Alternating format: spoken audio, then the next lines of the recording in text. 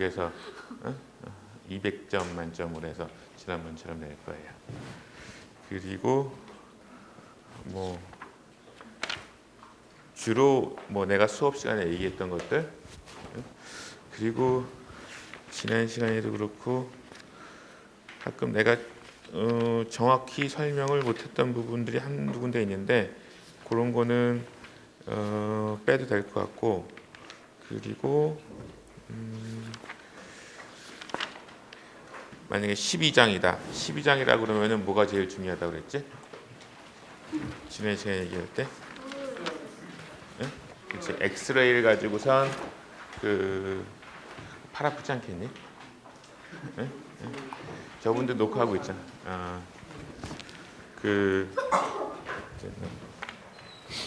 이제 어토믹 업솔션에서는 플레임이나 일렉트로서멀 업솔션 메소드가 중요하다고 그랬었고, 그 다음에 어토믹 에미션에서는 그 플라즈마를 이용하는 거, ICP, AES 뭐 이런 것들이 중요하다고 그랬고, 그리고 엑스레이를 할 때는 엑스레이 플로레센스가 제일 많이 쓰인다고 했었어요.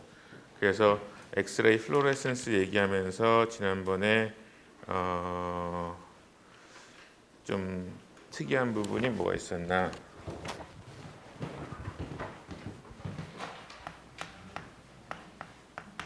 XRF, 엑스레이 플로레센스 분석법이 있는데, 그 전에 했던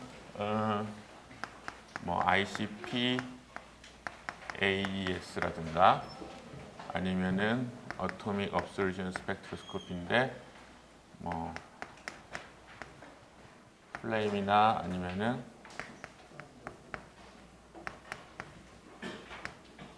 일렉트로서멀, 어토믹 업솔션을 할 때는 플레임이나 일렉트로서멀이 그 장점이 많이 있었죠. 왜?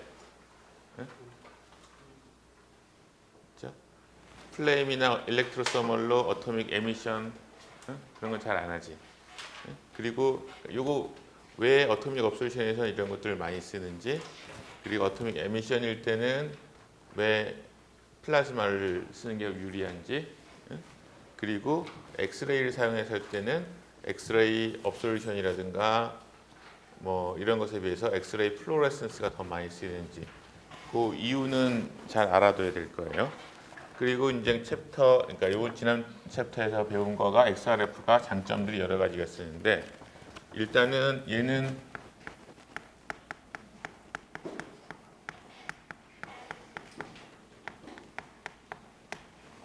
비파괴 분석법이야. 요걸 얘기했는지 모르겠지만은 캐치하는 사람도 있을 거예요. 이때나 이때는 항상 앞에 뭐가 필요했지?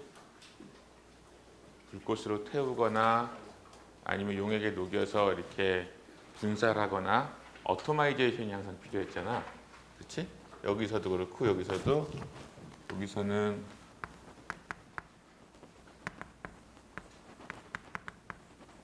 오토마이제이션 프로세스가 필요했는데 XRF 할 때는 그런 얘기를 하나도 안 했죠.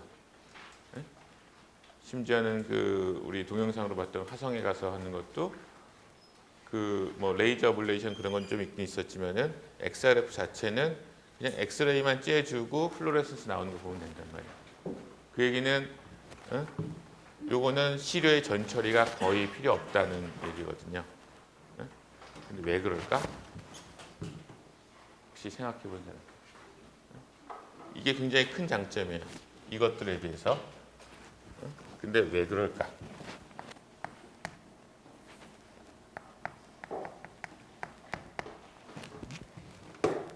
그 다음에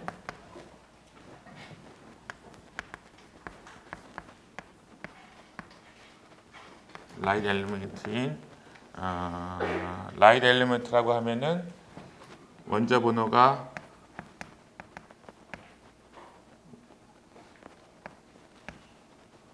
산소보다도 적은 뭐 수소, 헬륨부터 뭐 카본, 나이트로젠, 옥시젠까지 이런 거 이하는 XRF로 분석을 못 하는데 그 이상인 거, 그러니까 라이트 엘리먼트를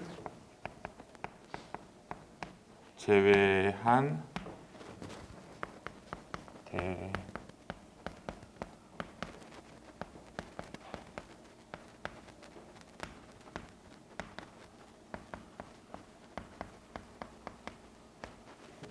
동시 분석이 가능하다고 그랬었어요. 네? 그래서 아마 지난 시간에 그림 보여줬던 것 중에서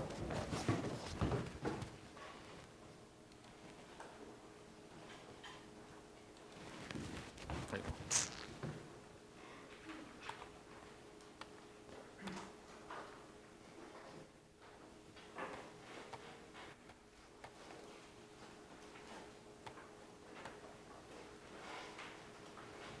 이것도 한 얘기긴 한데 이렇게 뭐 간단한 장치 안에서 엑셀을 띄워주면은 그 안에 있는 성분들에 대해서 모두 엑사이테이션이 돼서 뭐 니켈, 카파, 뭐 징크, 그다음에 아이런 이런 성분들이 하나하나 따로따로 분석해야 되는 게 아니라 동시에 다 나오는 거야. 그러니까 짧은 시간 안에 샘플의 전처리도 필요 없이 굉장히 다양한 성분들에 대한 분석을 할 수 있죠. 어토믹 업솔루션에서는 한 번에 하나의 엘리먼트만 분석할 수 있었지. 근데 어토믹 에미션을 가면서 한 번에 여러 가지 엘리먼트들의 에미션을 동시에 분석할 수 있으니까 굉장히 장점이 있었죠. 그리고 어토믹 업솔루션하고 에미션하고 어떤 게 더 센시티브했나? 어떤 게 더 민감하게 측정할 수 있었나? 에미션, ICP-AES가 그래서 뭐 멀티 엘리먼트를 굉장히 좋은 센시티비티를 볼 수 있다는 건데 XRF 같은 경우에는 멀티 엘리먼트 보는 거는 장점이에요. 그리고 또 다른 장점은 비파괴 분석법이다라는 거. 그리고 근데 단점이라고 할 수 있는 거는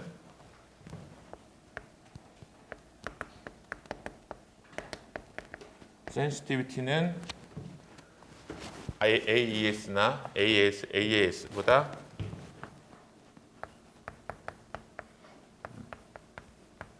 이런 방법들보다 훨씬 좋지가 않아요.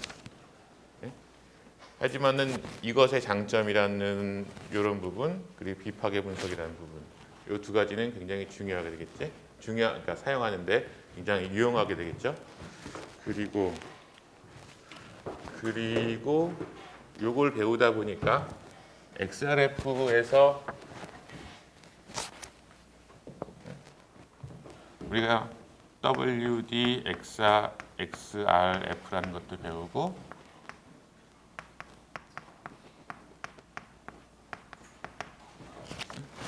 이거는 무슨 WD가 뭐의 약자지? 웨이브랭스 디스퍼시브. 그러니까 파장별로 쫙 분산을 시켜서 분석을 한다는 거고 요거는 에너지 디스퍼시브. 두 개에서 사용되는 그 트랜스듀서, 디텍터의 형태가 좀 틀리죠. 네? 지난번에 여러분들이 얼마나 캐치를 내가 설명을 잘 못했는지 모르겠지만은 요 경우에는 그 포톤이 하나가 들어갈 때마다 그 포톤의 에너지에 비례하는 그 펄스 시그널이 나오게 되죠. 그리고 펄스 하이트를 어널라이즈해서 그 어떻게 보면은 그 들어오는 포톤마다 이게 에너지가 얼마다라고 해서 히스토그램을 그린다고 그랬고 그것에 의해서 굉장히 심플한 디텍터, 그 디텍터로 나오는 거가 뭐가 있었나?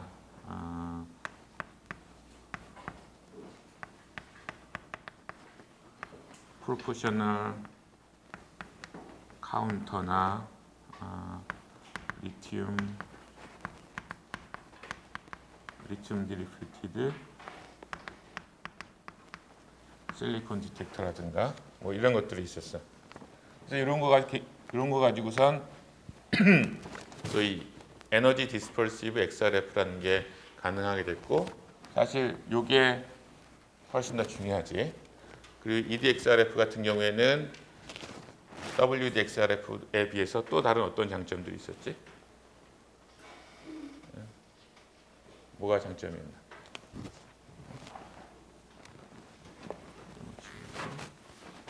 트루핏이 좋았지.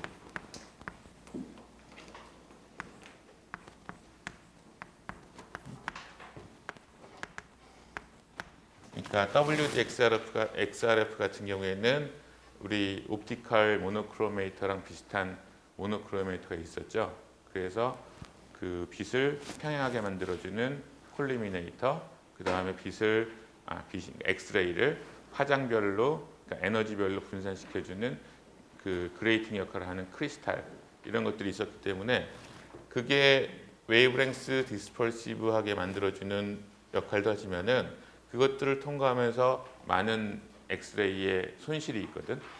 그래서 그것에 비해서 EDXRF 같은 경우에는 거의 라이소스, 샘플, 그 다음에 디텍터 이렇게만 있고 중간에서 뭐 이렇게 엑스레이를 손실을 잃어버릴 만한 그러한 중간에 어떤 옵티컬 유닛들이 거의 없어요. 그러니까 굉장히 처음에 출발할 때 라이소스, 엑스레이 소스에서 그 나온 엑스레이가 거의 대부분 디텍터까지 가게 돼서 하이트루풋이라고 얘기하죠. 그리고 하이트루풋이다 보니까 뭐 상대적으로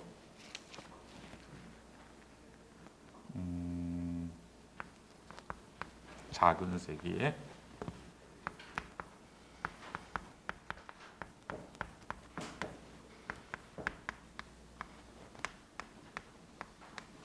엑스레이 소스를 뭐 WDXRF 같은 경우에는 워낙 중간에 로스가 많으니까 엑스레이 소스도 굉장히 스트롱한 걸 썼어야 되는데 EDXRF 같은 경우에는 하이스루풋이기 때문에 뭐 상대적으로 엑스레이 소스가 그렇게 인텐스한 걸 쓰지 않아도 되고 그렇기 때문에 장비가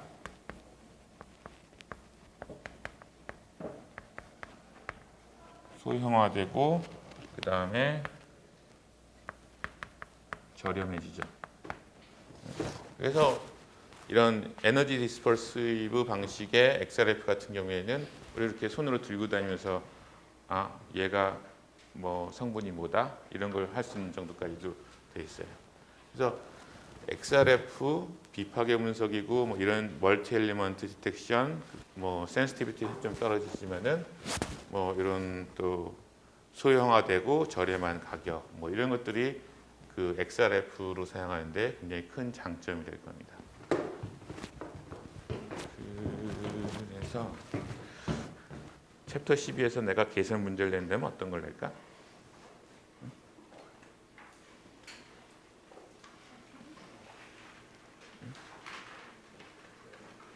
챕터 12에서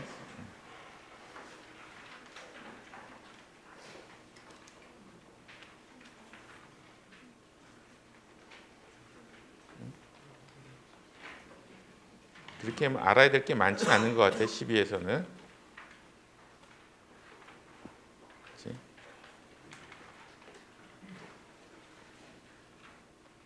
내가 맞아 이거 지난 시간에 수업하다 물어봤었는데 여기 예타라든가 그런 거 찾아봤는데 잘 모르겠더라고. 그래서 알파하고 베타까지만 하세요. 일단은.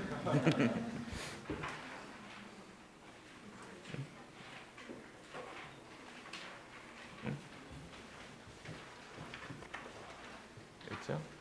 여기 엑스레이로 가면서 제일 혼돈되는 것 중에 하나는 단위들이 옹스트롱에서 그 킬로볼트나 볼트로 바뀌면서 혼돈되는 게 많이 있죠.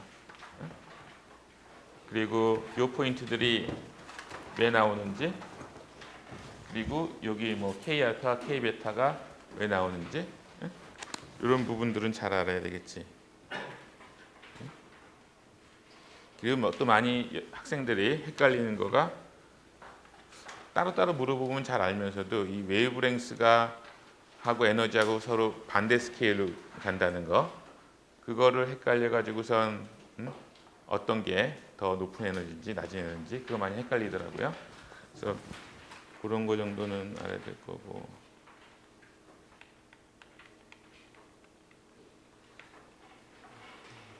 그리고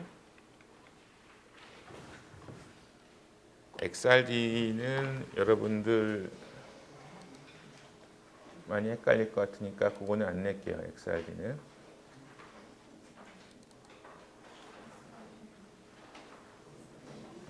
책에는 엑스레이 디프렉션이 있는데 그 부분은 안 내겠다고.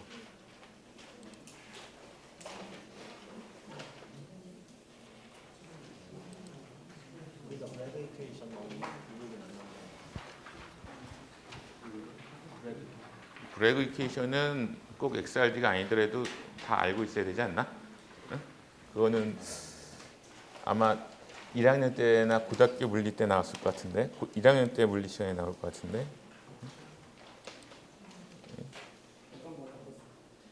그리고 어토믹 에미션에서 응? 어토믹 에미션에서는 아까 말했던 그런 부분도 있지만은 응? 지난번에 이거 안 물어봤지? 응? 응? 여기 분명히 이번에 수업하면서 자세히는 다시 돌아가지 않았지만은 여기 back to chapter 7이라고 있어. 응?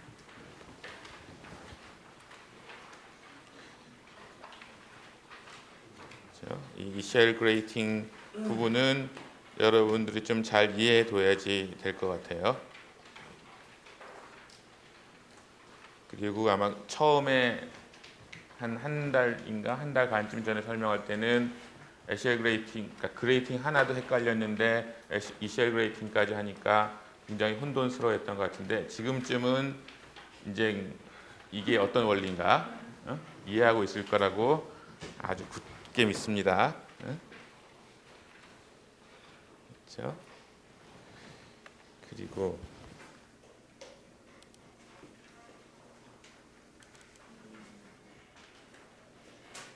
이게 이제 옵티컬 어토믹이었는데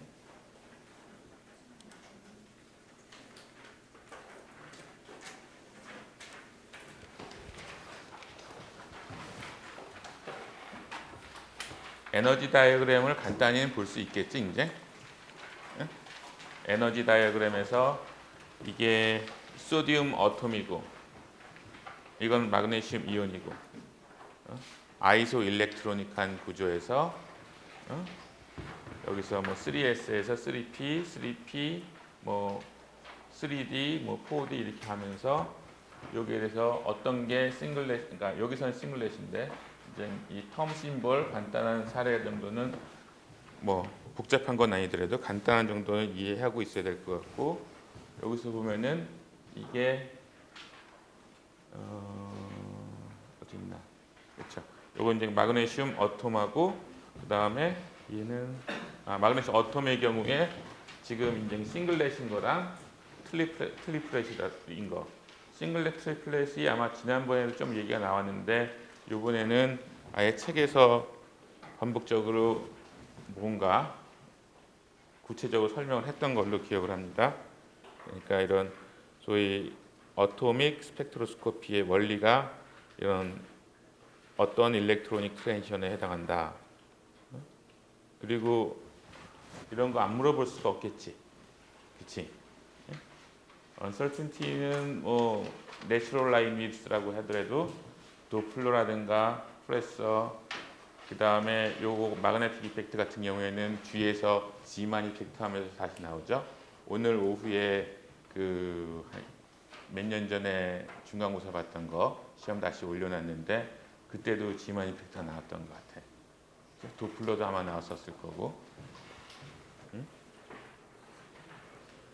그리고 아까 얘기했던 어토믹 업솔션과 에미션 어떤 게 더 유리한가 이런 거 판단할 때 제일 중요한 파트 중에 하나가 온도의 영향이죠. 플레임이 뭐 온도가 10도씨 왔다 갔다 할 때 소위 시그널은 얼마큼씩 변화가 있을 것이냐, 플럭츄에이션이 있을 것이냐. 그게 뭐 2500도에서 그 플럭츄에이션하고 6000도 K에서의 플럭츄에이션하고 그런 차이 같은 것을 여러분들이 계산을 하고 그 계산 결과에 기반해서 비교할 수 있어야 될 것 같아요. 그리고 이것도 항상 잘 물어보는 질문이죠. 불꽃의 플레임 어토마이제이션인 경우에 올라가면서 온도가 쭉 변하고 그때 엘리먼트에 따라서 다른 저희 프로파일을 보이죠. 옥시데이션이 잘 되는 거 그리고 옥시데이션이 잘 안 되는 엘리먼트 그 중간에 있는 거 그래서 최적의 소위 그 높이, 측정 높이가 다 달라지게 될 거예요. 근데 이게 왜 이렇게 다른 프로파일을 보이는지 그것들 염두에 두고 원리를 알아둬야 될 것 같고요. 그 다음에 좀 디테일하게 물어본다면 어토믹 옵솔루션에서 플레임 오토마이제이션이랑 그래파이트 퍼니스를 이용한 일렉트로 서멀 오토마이제이션이랑 어떻게 다른지, 그리고 나름대로 장점과 단점이 둘 다 있어요. 지난 시험 때도 그런 거 항상 물어봤잖아. compare 뭐 the following two terms 뭐 그러면서 이것과 이것의 장단점을 비교하라든가. 그러니까 이런 것들은 여러분들이 그 잘 정리해 두고 머릿속에 잘 넣어 놓아야 될 것 같아요. 그다음에 이번엔 프로파일이 어떻게 될까? 그치? 나는 이번에는 얘를 한 이 정도 내리고 여기를 그냥 하나로 두 개의 픽으로 이렇게 만들고 싶은 생각인데 여러분들이 노력을 많이 해주세요. 이쪽을 내리는 건 내가 노력을 하면 돼. 그렇지? 이쪽을 올리는 거는 여러분들이 노력을 해줘야 돼. 그렇고, 그렇죠. 이때 좀 여러분들 이거 들으면서 많이 혼란을 느꼈을 수도 있어요. 그렇죠? 어토믹 옵솔루션 처음에 할 때 왜 홀로우 캐소드 램프를 쓰느냐. 그리고 오늘 다시 한번 얘기하긴 하겠지만은 홀로우 캐소드 램프를 쓰는 이유가 소위 비어의 법칙을 만족하려면은 어디냐? To apply 비어의 law, narrow source bandwidth is required. 그러니까 굉장히 좁은 밴드위스가 필요한데 어토믹 옵솔루션 자체가 굉장히 좁으니까 그거보다 더 좁게 뭘 만들어야 되는 거죠. 그런 이유로 인해서 이 HCl 홀로우 캐소드 램프를 쓰는데 이거는 어토믹 옵솔루션에서 그 굉장히 독특한 부분이니까 이 부분의 원리라든가 이것의 장점, 그 단점 이런 것들은 잘 알아둬야 되겠지.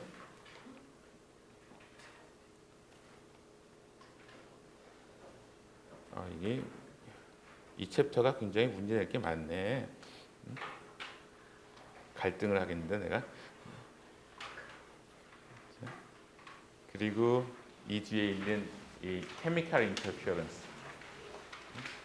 내가 에미션이라든가 엑스레이 같은 경우에도 다 인터피어런스라든가 이런 얘기들이 있는데 그것을 하나하나 다 설명하다 보면은 너무 길어지고 지루해지고 그러기 때문에 매 챕터마다 설명하지 않았는데 이 챕터에서는 그 케미컬 인터피어런스에 대해서 어느 정도 설명을 했던 걸로 기억을 하거든요. 그래서 이런 소위 여기에 나오는 이 케미컬 인터피어런스의 그 매트릭스에서 있는 케미컬 인터피어런스의 사례들 그리고 그것을 어떻게 그 제거하느냐 이런 방법들도 있었죠. 케미컬 인터피어런스를 어떻게 최소화하느냐 또 매트릭스 스펙트를 그러니까 그런 것도 자세히 읽어보고 공부를 하면 좋을 것 같아요. 그리고 이거 말고도 사실 우리가 갈 길이 멀거든.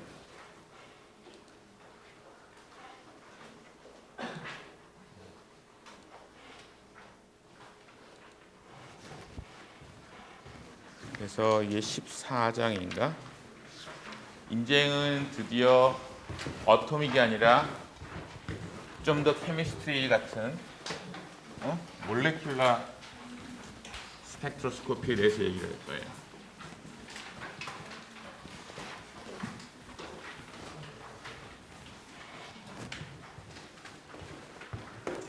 여기서 UV 비저블이라고 되어 있지만은 이제 몰레큘라 업솔루션 스펙트로스코피야.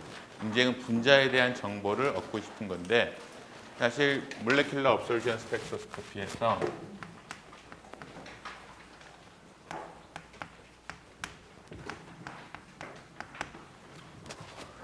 우리가 배운 게 UV 비저블, 그 다음에 루미네센스, 이게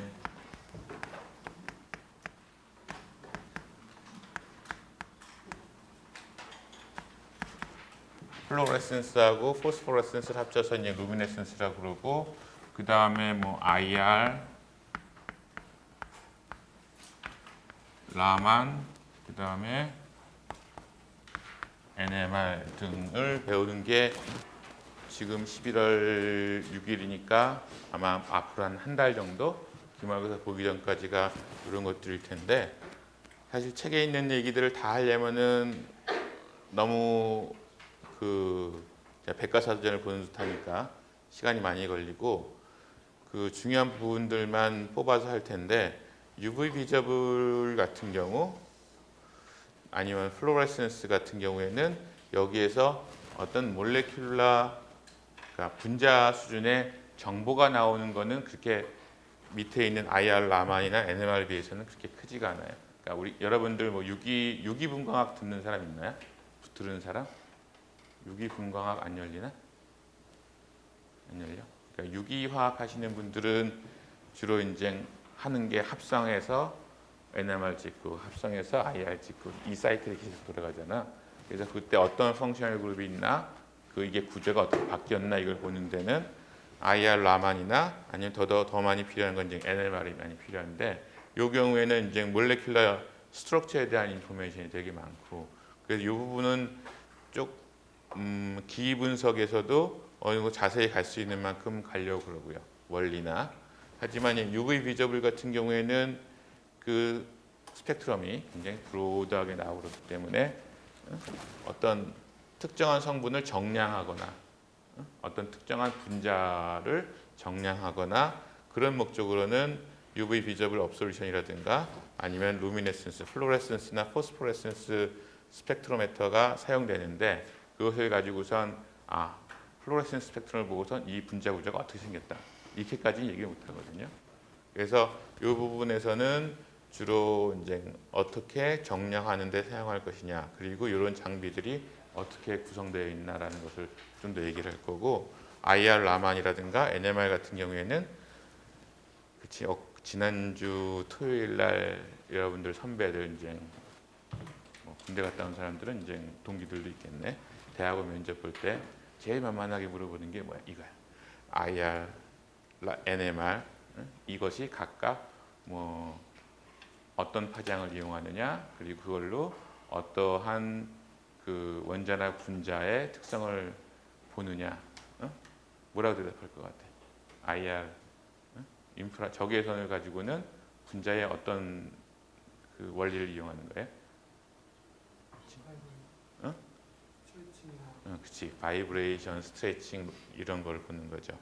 그리고 NMR에서는 뭐 헥스핀이 변하는 거, 그 다음에 UV 비저블 물어보면은 밸런스, 꼭 밸런스라고 할 필요도 없이 일렉트로닉 트랜지션이라고만 말하면 되는데 말을 못하는 사람들이 참 많더라고. 그래서 그거를만 대답을 한다. 그러면 IR은 라만하고 둘 다 바이브레이셔널 그 트랜지션에 해당하는 건데 얘네들이 어떻게 다르냐? 혹시 그거는 아직 모르죠? 그거는 이제 요거 지나고 나면은 IR하고 라만이 어떻게 상호 보완적으로 사용되느냐, 이런 것에 대한 원리들을 이번 기기 분석 시간에 커버를 할 거예요. 그래서 오늘은 일단 이 중에서 UV 비저블, 너무 당연하게 다 알고 있다고 생각하는 UV 비저블에 대해서 간단히 설명을 들어갈 텐데, UV 비저블 업솔루션 스펙트로메터, 그러니까 흑광은 이거죠. 비어의 법칙. 그래서 업솔루션이 마이너스 로그 T, 그러니까 트랜스미션이고, 이게 P0 오버 P고, 이게 이제 ABC 또는 에필론에다가 BC 이런 형태를 갖는 건데, 이거는 여러분들 분석화학 시간이나 그러니까 많이 들었기 때문에 알고 있을 거고, 그 다음에 믹스처 같은 경우에는 각각 성분의 익스팅션 코에피션트, 농도, 그리고 이제 퍼스랭스 B는 똑같을 테니까 익스팅션 코에피션트와 농도하고 해서 그것들의 조합으로 결국은 다 합한 거가 전체의 업솔루션이 된다. 이런 소위 아주 기본적인 원리를 가지고 비어의 법칙을 사용하는데, 근데 이제 여러분들이 다 아는 비어의 법칙이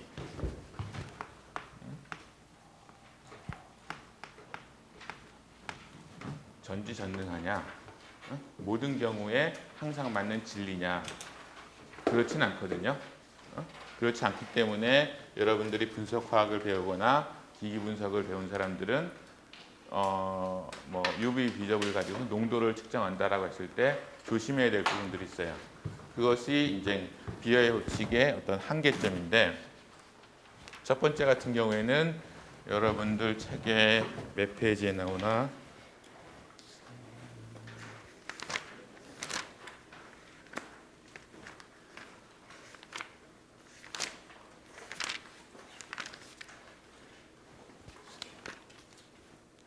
338페이지 정도 나오네요. 13B-2로 해서 limitation to bias로 해서 뭐 첫 번째가 real limitation to bias로라고 했는데, 사실 뭐 우리가 뭐 이상기체 상태 방정식 뭐 그것도 또 우리가 면접할 때 많이 물어봤다. 근데 이런 법칙에서 우리가 가정은 얘네들끼리 인터랙션이 없고 그 다음에 농도가 적절한 레인지에 있고 뭐 이런 것들을 얘기를 많이 하는데, 첫 번째는 이 솔루트들 사이에 어떤 인터랙션이 있게 되면은 그것에 의해서 비어의 법칙에서 얘기하는 업솔번스하고 농도하고 사이에 선형관계, 리니어 관계가, 선형적인 관계가 깨지게 되는 경우가 많이 있어요. 그래서 이 솔루트 인터랙션이 커지려면 어떻게 돼야 돼? 그렇지, 많아야지.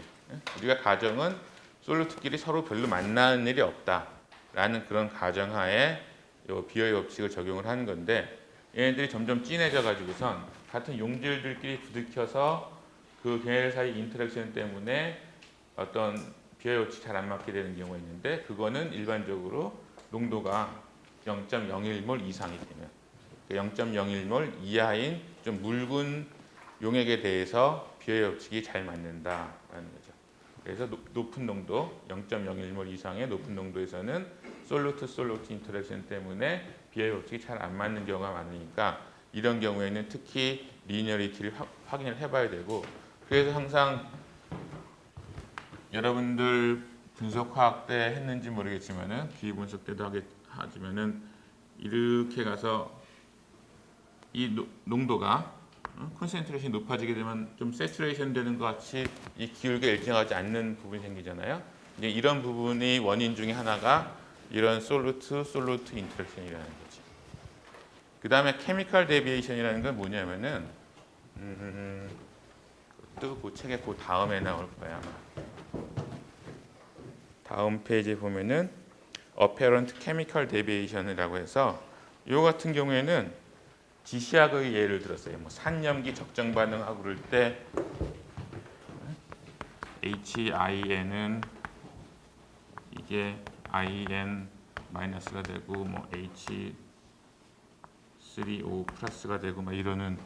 근데 이제 얘하고 색깔이 전혀 다르잖아. 그렇죠? 프로톤 하나 떨어지고 붙고 따라서 이 분자가 색깔이 전혀 다르는데, 근데 이제 이 농도가 증가하거나 감소함에 따라서 뭐 이 평형이 바뀌거나 아니면 다른 그 뭐죠? 빛을 조사해 주는, 그러니까 이런 그 다른 요인들에 의해서 이 그러니까 화학 반응이 일어나는 거죠. 화학 반응이 일어나서 그때는 이 업솔번스가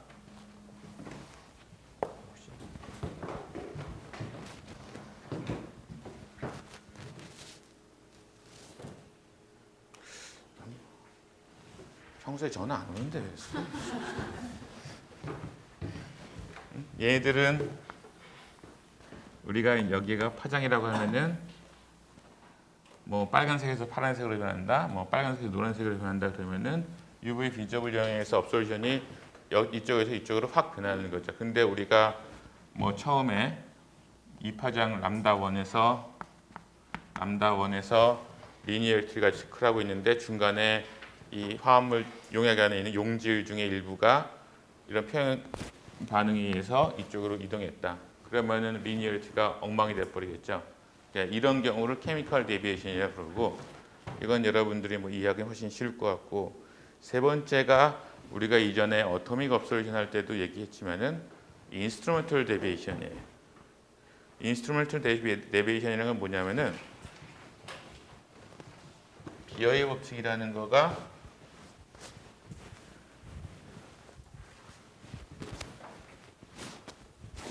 우리가 그 아까도 잠깐 얘기했지만 홀로우 캐소드 램프 얘기할 때 비어의 법칙은 어떤 경우에 그 적용할 수 있다? 소스의 빛이 모노크로매틱 할 때, 그러니까 단파장만 있을 때, 아주 그러니까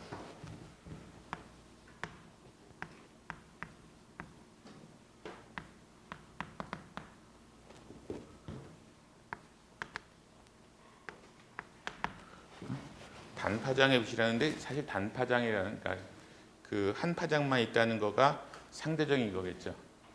예전에 어토믹 업솔션 할 때 그 어토믹 업솔션하는 그 픽의 위드스가 업솔션의 위드스가 굉장히 좁으니까 그거보다 더 좁은 소스를 사용해야지만 비어의 법칙이 만족한다 그런 얘기를 한 것처럼 비어의 법칙은 모노크로매틱, 그러니까 상대적으로라도 모노크로매틱한 빛을 사용해야 된다는 게 어떤 가정인데 인스트루멘털 데비에이션은 그 장비상에서 기기상에서 폴리크로매틱한 그러니까 소스에서 나오는 빛이 한 가지 파장이 아니라 여러 가지 파장이 같이 나오는 그런 경우나 아니면은 산란된 막 그 난반사돼 가지고선 다른 데서 들어오는 스트레이 레디에이션 이런 빛들이 있을 경우에 그 비어의 법칙이 리니어리티가 만족하지 않는 경우가 생기는 거예요. 그래서 그 케이스가 여러분들 책에 341페이지 이 그림이 있는데 여기 하나의 예예요. 아주 단순하게 그 가정을 해서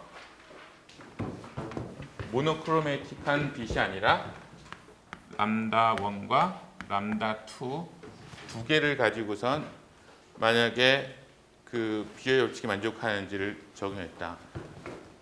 그리고 이제 여기서의 입실론 그 프라임과 더블 프라임이 각각에서의 익스텐션 코에피션트인데 사실 이게 두 개가 똑같으면은 상관이 없는데 하나가 크고 하나가 작고 이랬을 경우에는 이 리니어리티가 그러니까 농도가 증가할수록 거기에서의 두 파장에서의 업솔번스의 합이 선형적으로 증가하지 않고 점점 이 리니어리티에서 데비에이션이 생기게 되죠. 그리고 이 편차가 그 익스텐션 코에피션트의 차이가 크면 클수록 데비에이션이 더 커지는 거예요. 근데 여기 머릿속에 잘 들어오나? 난 잘 안 들어오던데. 그래서 이걸 좀 더 구체적인 실례로 설명을 하자면은 요거는 여러분들 익숙한 그림이죠. 홀로우 캐소드 램프로 어토믹 업솔션 할 때 여기서 보면은 샘플의 업솔션이 이 정도의 위드스니까 이거보다 좁은 모노크로매틱하고 좁은 그런 소스를 사용해야지 그 이것이 비어의 법칙에 맞춰서 업솔션을 리니어한 업솔션을 나타낼 수 있다라고 했는데 그때 내가 예를 들면서 만약에 이 소스가 이렇게 넓으면 어떻게 될까? 이런 얘기하면서 이런 그림 그렸었죠. 만약에 저게 넓다. 이런 넓은 빛인데 실제로 업솔션은 여기서 이렇게 나온다.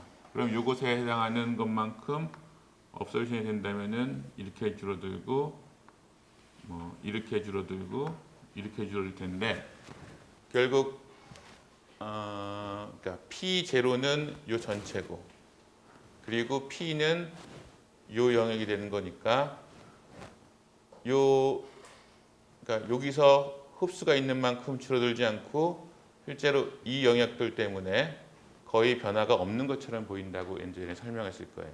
그 그림이 비슷한 예로 그림이 요걸로 보면 될 것 같아요. 여기서 이 업솔션에 해당하는 부분이 이렇게 좁은 영역에서 흡수를 하는데 만약에 라이트 소스가 이렇게 넓은 애를 가지고선 얘는 모노크로매틱하지 않은 거지 절대로 넓은 파장을 그러니까 폴리크로매틱한 빛을 가지고선 비어의 법칙이 맞는지 본다고 하면은 이 경우에서 들어온 빛은 이렇게 들어오고 그 통과돼 나가는 것은 트랜스미티드 라이트는 여기서 여기만 빠져버리게 되죠. 그러니까 얘가 P0가 되는 거고 얘가 이제 P가 되는 거죠. 통과하고 난 다음에. 그러니까 결국 업솔번스 A는 로그를 한 다음에 얘하고 얘의 비인데 실제로 전체에서 요만큼 흡수된 거는 얼마 비율이 안 되잖아요. 그렇죠? 큰 비율이 안 되잖아. 그래서 요 같은 경우에 업솔번스를 따진다고 해도 원래는 이만큼, 그러니까 전체 이 파장에서의 빛이 이만큼에서 거의 뭐 90%, 95% 이상의 업솔션을 가진 건데, 그런데 실제로 A 값으로 계산한 거는 굉장히 적은 양의 업솔션밖에 안 나올 거예요. 그래서 이런 부분이 폴리크로매틱한 라이트를 사용했을 때, 여기 람다 1이 여기고 만약에 람다 2가 여기, 람다 3가 여기라고 했을 때 다른 파장에서 여기서는 흡수가 크지만은 여기나 여기에서는 흡수가 거의 없으니까 그것을 다 에버리지해서 비어의 법칙을 적용하려고 한다면은 비어의 법칙에서의 그 선형성이 안 맞게 되는 거죠. 그런 부분이 이제 폴리크로매틱 레디에이션을 사용했을 때 비어의 법칙에서의 인스트루멘털 데비에이션 잘 안 맞는 부분, 그런 한계점이 되는 거예요.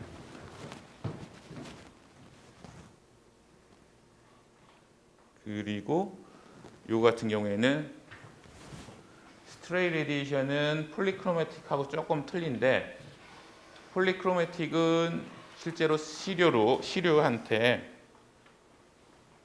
여기서도 실제로 시료가 흡수하는 부분 이 부분인데 소스가 이렇게 넓다 보면은 소스가 이렇게 폴리크로매틱한 다파장의 소스가 된다면은 이 파장도 그렇고 여기도 그렇고 뭐 람다 1, 2, 3 여러 파장이 다 시료를 통과하긴 하죠. 단지 흡수를 안 할 뿐이지. 그러니까 이쪽 부분에 흡수를 안 하기 때문에 비어의 법칙에 만족하지 않는 거지. 근데 스트레이 라이트 같은 경우에는 시료를 통과하지 않고 그 어떻게 보면 UV 비저블 그 박스 안에서 뭐 미러를에서 난반사가 돼서 딴 데 갔다가 돌아오는 애들, 디텍터까지 그런 애들까지 다 포함되는 거예요. 그래서 그런 것을 생각했을 때 이 스트레이 라이트이 뭐 0.2%일 때, 1%일 때, 5%일 때 스트레이 라이트이 많아지면 많아질수록 훨씬 더 빨리 리니어리티가 깨져버리게 되죠. 그래서 이런 부분들은 그러니까 장비가 오래되거나 아니면 장비가 좀 잘 못 만든 장비거나 이런 거일수록 이 리니어리티가 안 좋아질 수 있겠죠. 그래서 우리가 UV 비저블로 정량을 할 때 처음에 뭐 몇 개의 농도에 대해서 선형성이 어디까지 맞는지, 소위 다이나믹 레인지나 리니어 레인지가 어디까지 가는지 이런 확인해 봐야 되는 이유가 이런 스트레이 라이트 같은 경우에는 그냥 그 스펙상으로는 잘 알기 힘들기 때문에 그런 거예요.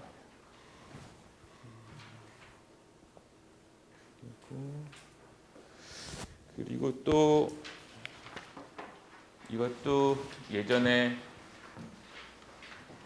모노크로메이터 얘기할 때 조금 얘기가 나오긴 했는데, 이거는 여러분들 책에 조금 한참 건너뛰어서 어디쯤 있나 347페이지에 있네. 347페이지에 있는 아래 예전에 모노크로메이터 얘기하면서 얘기했던 것 같아요.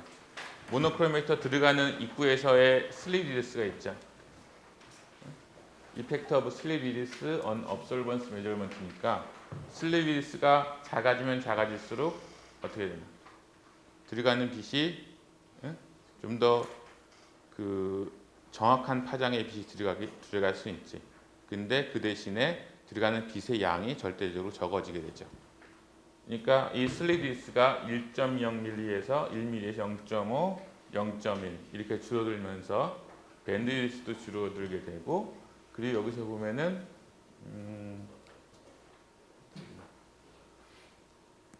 요거하고 차이가 보이나요?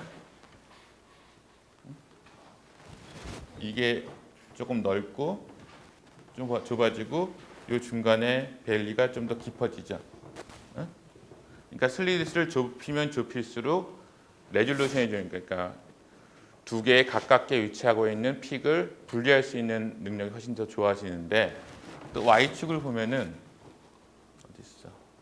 아, 이건 업솔번스로 바뀌니까 상관은 없겠구나. 그러니까 업솔번스 같은 경우에는 P0 오버 P를 한 거기 때문에 레이쇼이기 때문에 그 시그널 투 노이즈에서 얘기하는 시그널만 있는 것이 아니라 시그널들 사이에 비율이기 때문에 여기서 나타나지 않는데 슬리디스가 작아지면 작아질수록 시그널 투 노이즈가 나빠지겠죠. 예? 그래서 여기서 얘기하는 거는 픽 하이트가 53.1, 63.4, 67.1 그 다음에 이렇게 되는 거는 그냥 슬리디스가 작아지면서 원래 샤프했던 픽들은 더더욱 그럴 수 있는 만큼 샤프해지는 그런 효과를 보는 건데 그 대신에 저렇게 가면 갈수록 우리가 디텍션할 수 있는 observance로 디텍션할 수 있는 농도의 한계, 센시티비티는 떨어지게 되는 거예요. 그래서 슬리디스를 좁게 하게 되면은 스펙트럴 레졸루션은 좋아지고 시그널 투 노이즈 레이쇼는 나빠지게 된다. 이런 두 가지 여러분들이 상식적으로 알던 거를 다시 한번 확인하면 되고 그 다음에 이것도 옵티컬 컴포넌트에서 다 했던 내용이긴 한데 UV 비저블에서 소스, 대표적인 소스는 듀티륨 램프는 200, 300 요건 그러니까 자외선 영역을 보여주고 그 다음에 텅스텐 램프는 뭐 500이라고 되어 있는데 실제로는 한 400 이하로도 쓸 수 있어요. 그래서 가시광선과 소위 적외선, 근적외선 영역을 사용할 수 있고 그리고 요즘은 그 듀티륨 램프, 텅스텐 램프 말고 또 사용할 수 있는 게 있는데 뭐가 있을까? 뭐 이렇게 특별한 거라고 생각할 필요 없어요. 여러분들 주변에 요새 새로운 광원으로 각광받는 게 뭐가 있나? 할로젠? 할로젠 옛날부터 썼는데 할로젠 말고 요새 테레비도 그런 걸로 만들지. LCD? 그렇지. LCD가 이제 지나가고 이제 LED 얘기를 하고 있지. 라이트 에미팅 다이오드. 보면은 우리 테레비 보면 LED로 그게 아마 빨강, 파랑, 초록 이런 노랑 이런 색깔 가지고 할 텐데 그렇게 만들 수 있으면은 이 UV 비저블 스펙트로미터에 사용하는 대부분 파장에 대해서도 만들 수 있겠죠. 그래서 요즘은 그러니까 뭐 우리 실험실에도 뭐 현미경이나 이런 데 쓰는 라이트 소스를 LED로 사용하기도 해요. 그러면 훨씬 더 뭐 우리가 대중적으로 쓰는 LED는 뭐 전기를 절약한다 그러긴 하지만은 수명이 길고 그 다음에 뭐 일정한 원하는 파장에서의 빛을 낼 수 있고 그래서 요즘은 듀티륨 램프나 텅스텐 램프 말고도 LED도 각광받는 것 중에 하나예요. 그리고 이것도 반복해서 나온 거지만 싱글 빔 스펙트로미터, 더블 빔, 그다음에 여기 더블 빔이 두 가지가 있네. 싱글 빔은 여러분들 잘 알 것 같고 샘플 넣었다, 레퍼런스 넣었다, 샘플 넣었다, 레퍼런스 넣었다 이렇게 되는 거고 그 다음에 더블 빔 같은 경우에는 두 개가 있는데 얘하고 얘하고의 차이는 뭔가?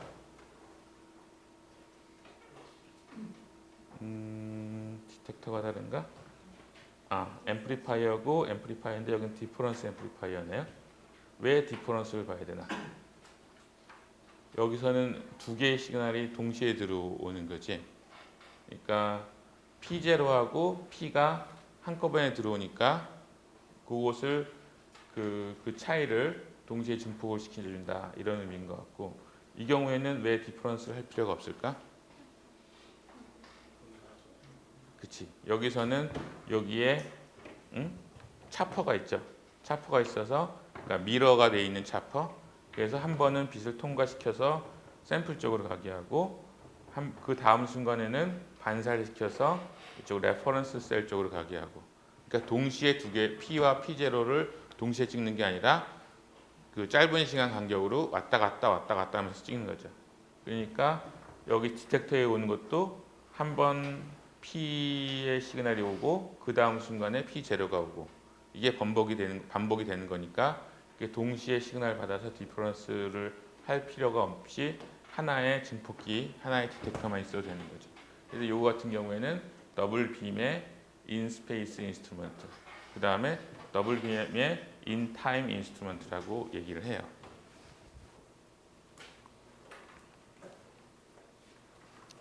놓고 한숨 소리가 나오기 시작하는데 UV 비저블 같은 경우에 워낙 오래된 장비이기 때문에 오래된 그 장비이기 때문에 요즘 굉장히 소형화되고 요 같은 경우에는 이게 실제 크기에서 굉장히 확대를 한 거고 실제 크기는 그러니까 요거 하나가 UV 비저블 스펙트로미터예요. 그냥 한 손바닥만 뭐 담배 피는 사람들은 담배값만한 UV 비저블 스펙트로미터다. 그리고 그 안에 있는 거는 거의 저거라 생각하면 돼. 모노크로메이터. 여기서 1번 위치에서 빛이 들어가고 그 다음에 어디 있어? 그러니까 바깥에 옵티컬 파이버로 광학 섬유로 시그널을 받아들여서 빛이 들어가고 예전에 얘기 들었던 오목 거울 그 다음에 여기 5번이 뭐겠어요? 5번이 그레이팅. 여기에 그레이팅이 있고 그리고 반사돼서 나가는 것이 여기 거울에서 다시 한번 그 반사되면서 그 분산해서 그럼 7번에 있는 요건 뭘까? 디텍터인데 어레이로 되어 있는 디텍터죠.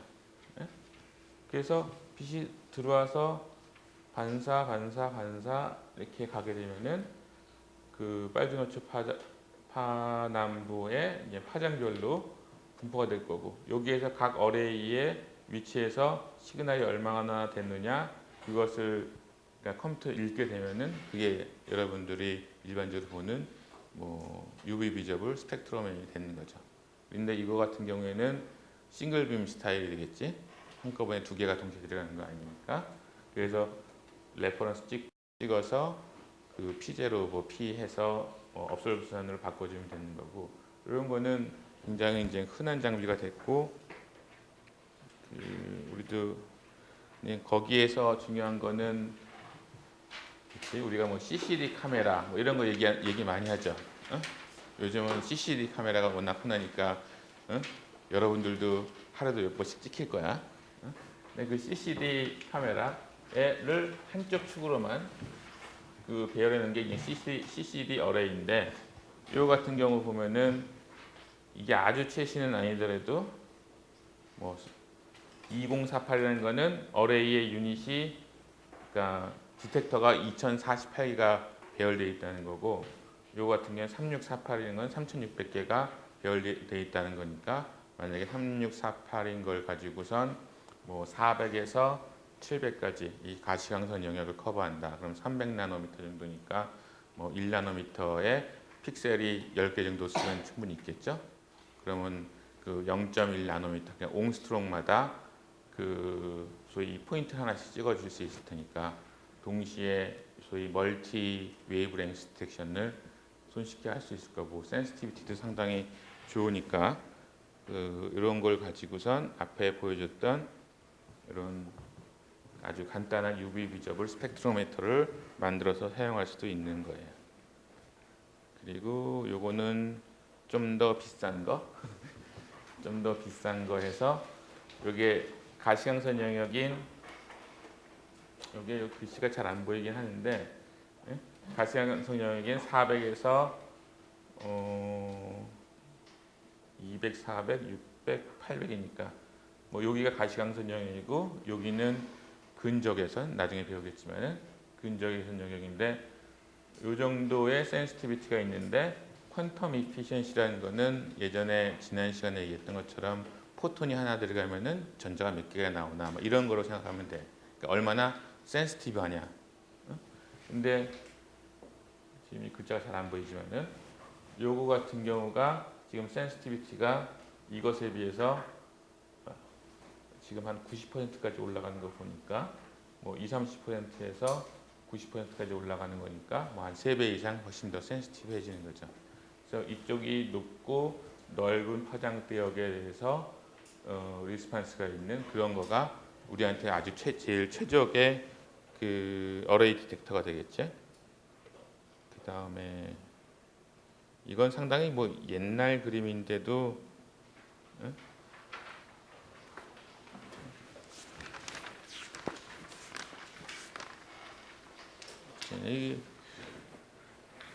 나 이 그림을 좀 더 최신의 걸로 바꿔주고 싶었는데 좀 게을러서 그걸 못했는데 그러다 보니까 사실 이런 옵티컬 디텍터 여러분들 pH 미터는 써봤죠? pH 미터는 옵티컬한 건 아니지. pH 미터는 전기화학적인 센서죠. 근데 이런 광학적인 센서 빛이 광학 파이버로 해서 가고 요 끝에 거울이 있어요. 그러면은 요게 셀이 되는 거지. 용액에 담가 놓게 되면은 요게 소위 비어의 법칙에서 퍼스랭스 B가 요만큼이 되는 거고 빛이 들어와서 여기 반사돼서 다시 이쪽으로 해서 여기가 빛이 들어온 데구나. 이쪽으로 들어와서 반사돼서 이쪽으로 다시 가서 여기 포토다이오드에서 디텍션이 되고 그리고 모노크로메이터 그런 거는 좀 장착이 뭐 비싸니까 간단히 필터를 가지고 하게 된다면은 어떠한 특정한 파장에서의 업솔번스를 측정하거나 이런 용도로는 충분히 쓸 수 있거든요. 그래서 이런 옵티컬 센서 그리고 여기에다가 뭐 나중에 보면은 형광 같은 것도 같이 할 수 있고 그러한 옵티컬 프로브 이런 거가 pH 미터는 뭐 전기화학적인 것에서 뭐 나름대로 장점이 있긴 하지만은 이런 옵티컬 센서들도 굉장히 많이 개발이 되고 있어요. 여기 같은 경우에는 소위 간편하게 뭐 들고 다니면서 쓸 수 있는 그런 목적이니까 파이버 옵틱스, 옵티컬 파이버 쓰는 거나 아니면은 이런 그 모노크로메이터 대신에 인터피어런스 필터 같은 걸 사용하고 그 다음에 뭐 텅스텐 램프인데 뭐 요즘은 이건 LED로 충분히 바꿀 수 있겠지. LED로 바꾸고 뭐 CCD 카메라라든가 CCD 어레이라든가 이런 걸로도 요즘은 충분히 바꿀 수 있을 거고. 그래서 이런 것들이 아주 저렴하고 그 간단히 쓸 수 있는 업솔션 스펙트로미터고 그건 좀 속도를 빨리 나갈 거고 그 다음에 플로레센스에서 조금 더 속도를 늦출 거고 그 다음에 IR 라만 여기에서 제일 시간을 많이 보내지 않을까 생각됩니다. 그 다음에 시간이 남는 대로 NMR에다가 다 투입을 할 거고요. 예. 그러면은 뭐 다음 시험 아마 우리가 또 강의실 저쪽을 잡아서 할 테니까 그쪽으로 오도록 하고요. 그리고 뭐 시험 관련해서 또 지난번처럼 오피스 아워 이런 게 필요한가? 네. 3명만? 네, 그러면 그것도 내가 근데 수요일 날 계속 외부로 돌아다닐 것 같아가지고 시간이 낮에 시간이 될 수 있을지 잘 모르겠네. 그건 내가 시간을 한번 될 수 있는 한 내도록 하고요. 근데 그 공지는 그 강의 카페에다 올릴게요. 그리고 뭐죠? 저 유튜브 동영상도 아마 오늘 내일 정도면 올라갈 거니까 혹시 예전에 거 좀 헷갈리는 부분 있는 사람들은 그거 보도록 하도록 하고요. 그리고 개인적인 질문 있는 사람들은 따로 질문하고 오늘 여기까지 마치겠습니다. 예, 수고했습니다.